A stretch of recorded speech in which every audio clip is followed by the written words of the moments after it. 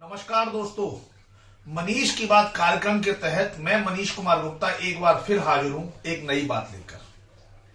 साथियों, जब हम बचपन में पढ़ते थे तो हमने एक संत की दयालुता के बड़े किस्से सुने और उस संत का नाम था सुबुक्तगीन। हमने पढ़ा कि एक सुबुक्तगीन एक शिकारी था। वो एक बार जंगल में गया, वहां उसने एक शावक हिरण को पकड़ लिया उसको काट के खाने के लिए। लेकिन उस हिरण की मां, शावक हिरण की मां हिरणी ने उसको कातर दृष्टि से देखा, उसको दया आ गई और दया आ गई तो उसने उस शावक को छोड़ दिया। उसी रात उसके सपने में फरिश्ते आए और उन्होंने कहा, सुबुक्तगीन, तुमने दयालुता का काम किया है, एक दिन तुम जरूर राजा बनोगे।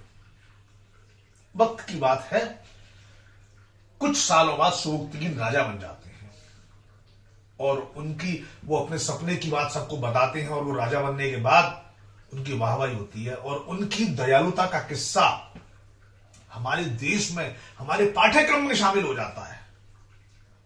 अच्छी बात है, दयालुता का किस्सा होना ही चाहिए। लेकिन जानते हैं सुबुक्तगीन कौन था? मैं बताता हूं आपको। एक हिरण पे दया की, उस दयालुता का प्रचार हो रहा है और ये रोज हिरण, मुर्गा और आपके बकरे को काटने वाले, रोज न तीतर हंस जाने किस किस को काट कर खाने वाले सुबुक्तगीन, ये तलवार की धार पे खून की नदियां बहाने वाले लुटेरे थे। हमारे देश भारत पर आक्रमण करने वाले सबसे पहल में यह व्यक्ति था। पंजाब के निकट हिंदूशाही राजा जयपाल को उसने युद्ध में हराया और हजारों सैनिकों को मौत के घाट उतार दिया। ये एक दुर्दांत लुटेरा था और इसके बेटे का नाम बता दूं आपको तो आपके छक्के छूट जाएंगे। सुबुक्तगीन के बेटे का नाम था मोहम्मद गजनबी, जो हमारे भारत में ही नहीं विश्व में सबसे दुर्दांत और क्रूर लुटेरे के बारे में जाना जाता है, जिसने हमारे देश में लाशों के ढेर लगा दिए, हमारे मंदिरों को तोड़ा, हमारी धन संपत्ति को लूट के ले गया, हमारे देश के लोगों का धर्म परिवर्तन किया और जाने क्या क्या अत्याचार किए, कौन गिनती सुनाया आपको।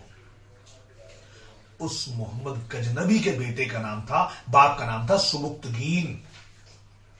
ऐसे लुटेरे और लुटेरे के बाप के बारे में हमारे देश में दयालुता के किस्से सुनाए जाते हैं। आप सोचिए हमारा बचपन कैसा कैसा पाठ्य सामग्री को पढ़कर गुजरा है। अगर आप ये जानना चाहेंगे कि ये किस्से कौन लाया देश में, तो इसके लिए आपको अपने गूगल पर सर्च करनी पड़ेगी और देखना पड़ेगा हमारे देश की आजादी के बाद हमारे शिक्षा मंत्री कौन थे, पहले 5 साल कौन रहे, दूसरे 5 साल, 10 साल, 15 साल, 20 साल, 25 साल, और तब आपको एहसास होगा कि हमें क्या पढ़ाया गया। लेकिन अब वक्त बदल रहा है।